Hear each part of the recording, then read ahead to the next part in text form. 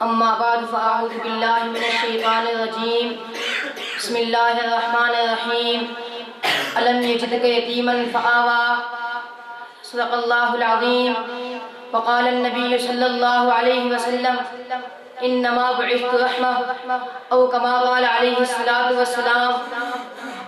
تر ہوئی بران رحمت سے زمین، تر ہوئی بران رحمت سے زمین، جہاں میں آئے جب رحمت للعالمین۔ میرے انتہائی واجب الاحترام قابل صد احترام اساتذہ اکرام اور مہمانان گرامی اور میرے ہم مکتب ہم سفر ساتھیوں،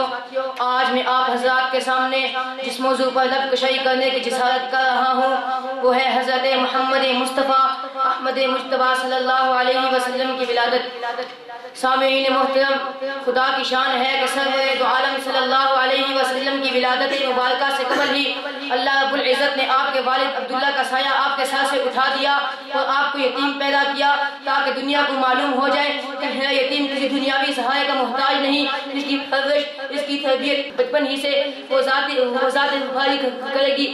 جس نے اس کے سر پہ ختم نبوت کا تاج سجانا ہے۔ کیا خوب کہا ہے کسی شاعر نے، پیدا ہوئے تو باپ کا سایہ سر سے اٹھا دیا،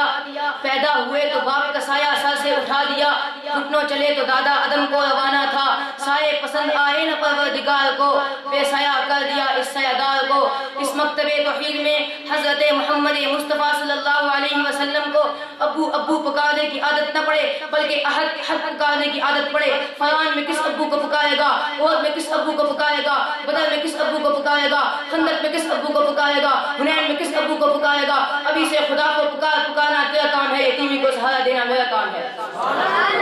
الم یجدک یتیما فآویٰ، ابھی دنیا میں آپ کی تشریف آوری کا پہلا ہی دن تھا کہ ایوان کیسر و کسرا میں ہنگامہ بپا ہو گیا، آتش کرے بجھ گئے، دہائی مچ گئی کہ ایک والا آ گیا، ایک والا آ گیا۔ وہ دیکھو حرم کی رشت لات و عزا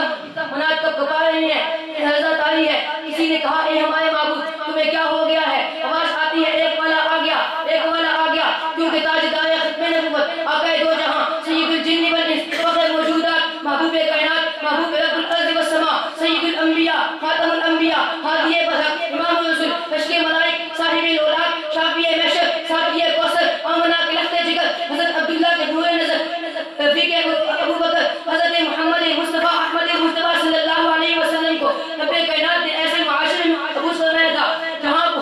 کفر شرک کی گہری گٹائی چھائی ہوئی تھی، برائی اپنے عروج پر تھی، نیکی اور بدی کی تمیز بالکل معدوم تھی، حیا اور شرم درکنار تھا، قتل و غارت کا گرم بازار تھا۔ اللہ رب العزت نے ایسی عظیم ہستی بھیجی جس کے آنے سے تمام طریقیں چھٹ گئی اور توحید سنت کا چرچا عام ہو گیا، کفر الحاد کا سائر دور ہو گیا، جہالت و ذات کا گلا کما ہو گیا، علم شیطان سر نبو ہو گیا۔ ایسی عظیم ہستی آئی جس کے سامنے کائنات ہیچ ہو گئی۔ اس کا شعر کیا خوب کہتا ہے، حضور آئے تصویر آفرین چھپا گئی دنیا، اندھیروں سے نکل کر روشنی میں آ گئی دنیا، مجھے چہروں کا سر اترا ستے چہروں پہ نور آیا، حضور آئے تو انسانوں کو جینے کا شعور آیا۔ سامعین محترم، اللہ رب العزت نے دنیا میں ہمیں دو چیزیں ایسی عطا کی ہیں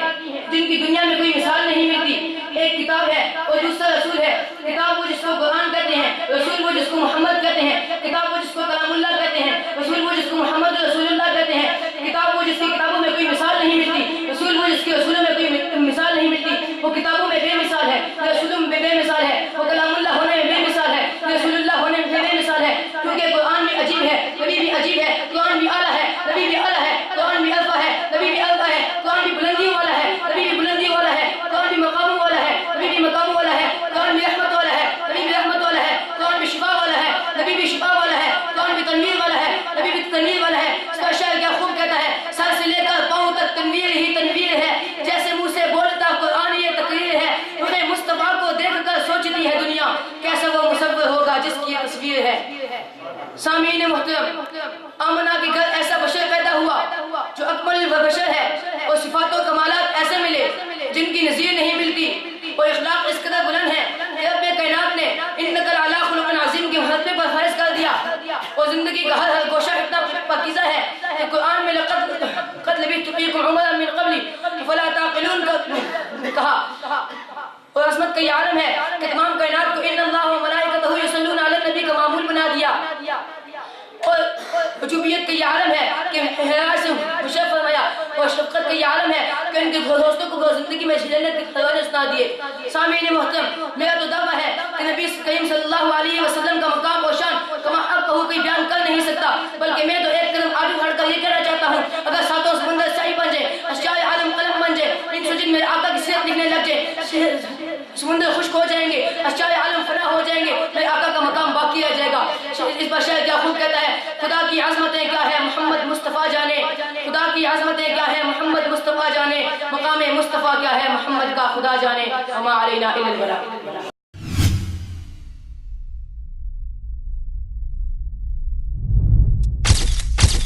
Message TV. This is your channel. This is your channel.